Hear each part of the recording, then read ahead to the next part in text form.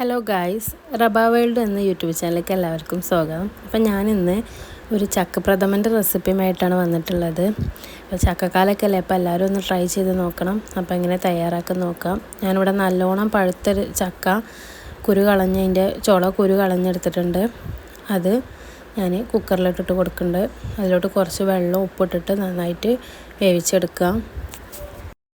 ഞാനിവിടെ 4 വിസിലോളം അടുപ്പിച്ചിട്ടാണ് ചക്ക വേവിച്ചെടുത്തിട്ടുള്ളത്. ഓരോ ചക്കൻ്റെ വേവിനനുസരിച്ചാണ്. പല ചക്കയും പല വേവാണല്ലോ. അപ്പം ഞാൻ 4 വിസിലടുപ്പിച്ചിട്ടുണ്ട്. നല്ലോണം വെന്ത് ഉടഞ്ഞ് വരണം, എന്നാലാണ് പ്രഥമൻ തയ്യാറാക്കാൻ പറ്റുള്ളൂ.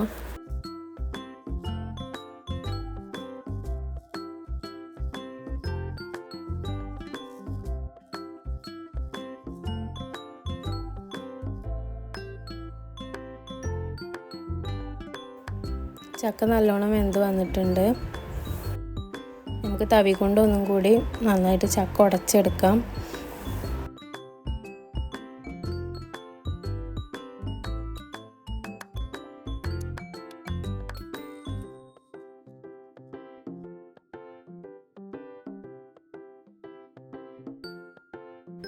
ചക്ക ഉടച്ചെടുത്തതിന് ശേഷം അതിലോട്ട് ചിരകിയ തേങ്ങയും ഏലക്കായും ഇട്ട് കൊടുത്ത് നന്നായിട്ട് ഇളക്കി കൊടുക്കാം.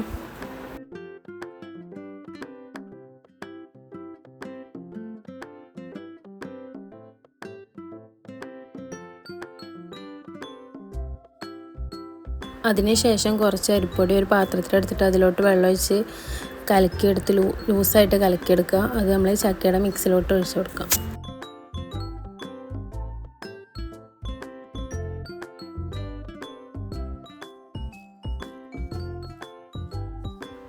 ചക്കയിലോട്ട് ഒഴിച്ചതിന് ശേഷം നന്നായി ഇളക്കി പൊടി വേവിച്ചെടുക്കുക. പൊടി വെന്തതിന് ശേഷം അതിലോട്ട് ശർക്കരപ്പാനി ഒഴിച്ചു കൊടുക്കുക.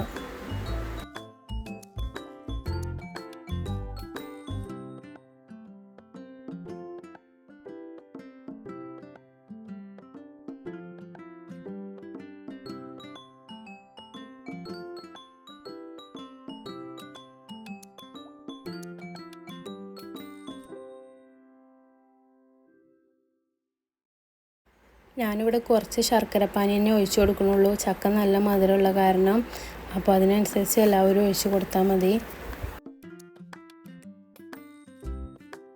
ശർക്കരപ്പാനി ഒഴിച്ചതിന് ശേഷം നന്നായി ഇളക്കി കൊടുക്കുക. കൈയെടുക്കാതെ ഇളക്കി നന്നായി വേവിച്ചെടുക്കണം. അതിന് ശേഷം അതിലോട്ട് കുറച്ച് നെയ്യ് ഒഴിച്ച് കൊടുക്കുന്നുണ്ട്.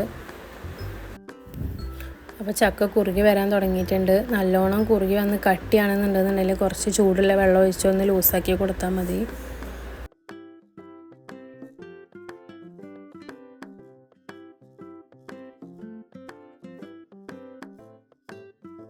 ചക്കക്കാലമായി കഴിഞ്ഞാൽ എപ്പോഴും വീട്ടിലുണ്ടാക്കുന്ന ഒരു ഇതാണ് ചക്കപ്രഥമന്. അപ്പോൾ എല്ലാവരും തയ്യാറാക്കി നോക്കണം, നല്ല ടേസ്റ്റാണ്.